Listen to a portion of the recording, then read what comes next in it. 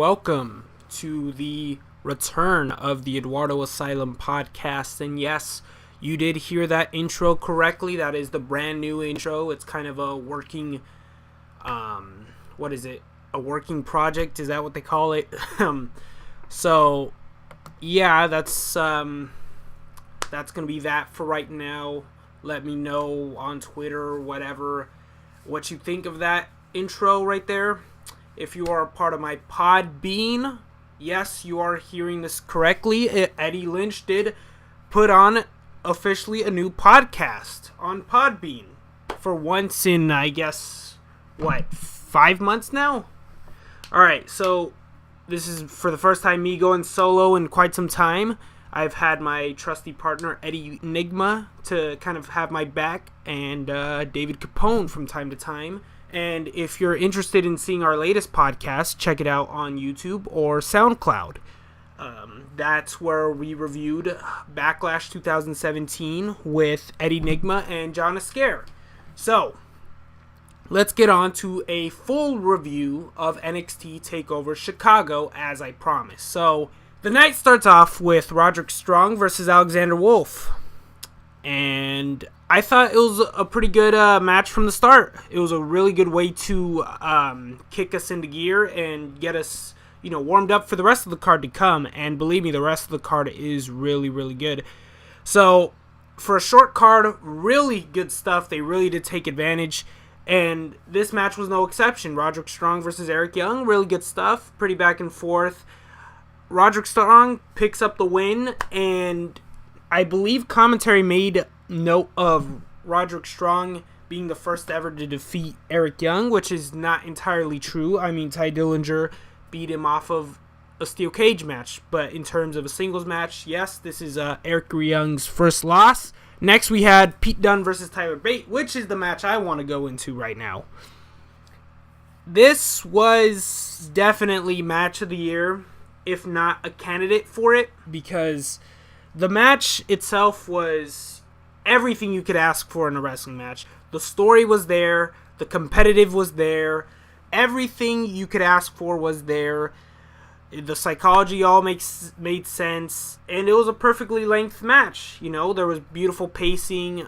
Honestly, I'm trying to, come up with my words a little more fluidly just to kind of describe this match, but honestly, my words don't do it justice. If you missed NXT TakeOver Chicago, go back and rewatch this. I'll definitely wait. Don't worry. So, honestly, I'd say my favorite spot of this match, I honestly don't know, because there were so many good ones. I would probably have to say it was that corkscrew 450 from Tyler Bate, which looked really amazing. The finish of it really looked good.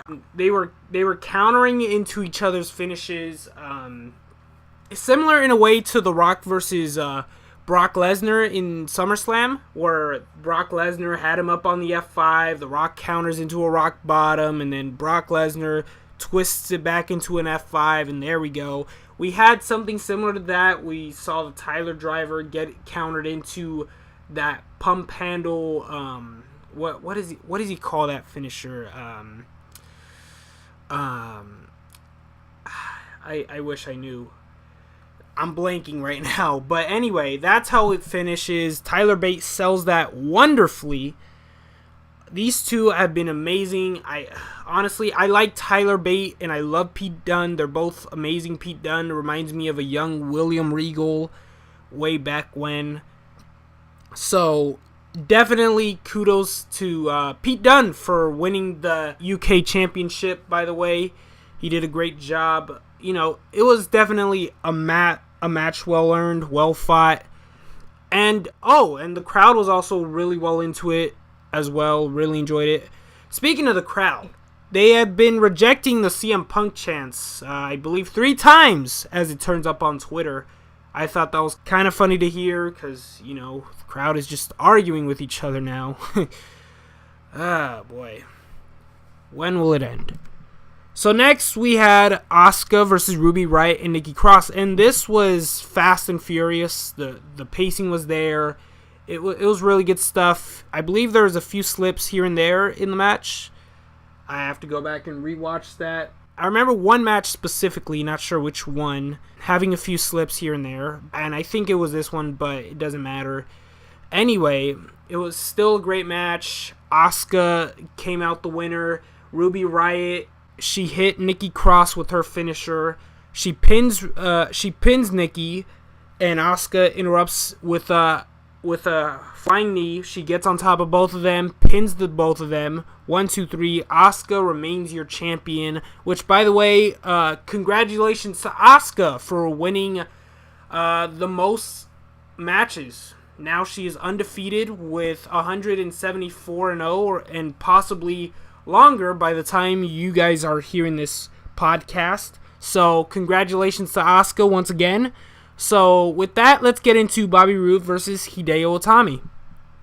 So, this was definitely another match I really enjoyed. Really, there was a lot of back and forth action here, especially. They were both tit for tat really well. I loved, and I mentioned this in my previous podcast, I love when Bobby Roode was going to do the glorious taunt, and Hideo Itami, for once, finally just picked him up instead of letting him do it and teased the GTS. It's like the Dean Ambrose with the lunatic lariat, how, you know, people just wait on him to hit you with that clothesline. And honestly, I never noticed that until Crime Prince, or Sammy, as some people know him. You know, he kind of pointed that out. That's kind of a gnat whenever I watch a Dean Ambrose match, but it is what it is. Anyway, I was glad that happened. Hideo Itami really did a good job here, and I think he went over a lot more well by losing here than he did by winning, because first off, the way Bobby Roode put him over here, he clearly he took an ass whooping to get that win, first off. And then two, he really had to deliver, you know, he really had to bring it his all, his A game to win this match, even more, dare I say, than when he did fighting against Nakamura. I mean, Bobby Roode literally had to do a glorious DDT, latch on, and then do a second DDT, two connecting joint, whatever the hell you want to call them, glorious DDTs. Really good stuff right there. It really did put over Hideo Itami in a way, put him as a credible main eventer. And honestly, I haven't seen a Hideo Itami match this good since, I want to say since his match versus Finn Balor, or I don't know what his last match was, but probably since that one. I'm gonna be honest, I don't know what the last Hideo Itami match was before he got injured. So I think the last match before him coming back to injury that I saw that was really good was him versus Balor. So, you know, it was a good match. All in all, great to see Hideo Itami just you know, make himself into a star, as the same for Bobby Roode, who was already a star. And I can't wait for him to get called up. By the way, Bobby Roode, he is hands down one of the best sellers in WWE right now. I love the way he sells. I mean, he kind of folds over like paper. I don't know. It's kind of like a Dolph Ziggler sell, but he knows the perfect way to sell. He doesn't overdo it, but he doesn't, you know, he doesn't underdo it either, for lack of a better word. He does a good job. He knows that perfect balance of how to sell a move. So kudos to Bobby Roode on that one. I love it. Anyway, Bobby Roode was your champion in all this. So next we had the Authors of Pain versus DIY. And I expected the Authors of Pain to win, but I did not expect the outcome of what happened, what preceded. It was a great match. Definitely was a big fan of the push your partner out the way for the ladder shot spot. That was amazing. It looked like he took a bullet. It reminded me as I provided a comparison to like a Western movie, where one dude just, he covered for the bullet for the other guy. Or you see it in any TV show or movie. The most recent show I saw this in was One Tree Hill, where Dan Scott took the bullet for his son. That was definitely kind of what this reminded me of. So, One Tree Hill fans, yes, I am a fan of One Tree Hill. Anyway, it was a good show. It was good showing between these two. Sorry, I had my mind on One Tree Hill still. No, but in all seriousness, great match. Really loved it. Really, really loved it. I love the two ladder spots, or the various ladder spots, I should say. I was, if you don't know what I was referring to specifically, I meant the ladder spot where they both did the double splash on the Authors of Pain. I also liked the spot that broke in the ring. I'm blanking on what specifically happened now, unfortunately.